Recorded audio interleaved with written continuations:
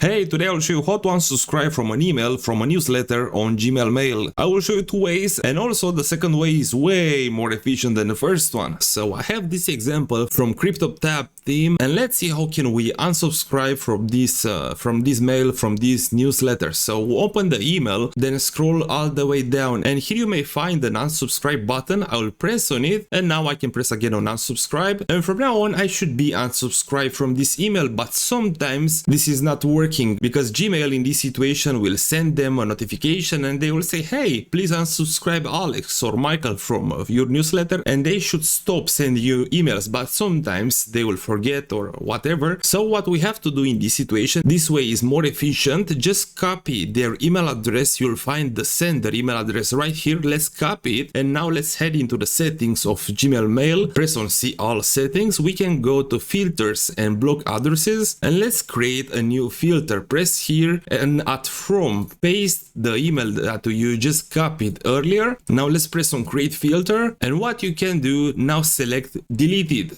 and press on create filter. And what will happen the next time when this email address will try to send us an email, it will be automatically deleted. So this is how to unsubscribe from an email from a newsletter on Gmail Mail. The second method is more efficient. Thank you for watching, and I hope you have a great day.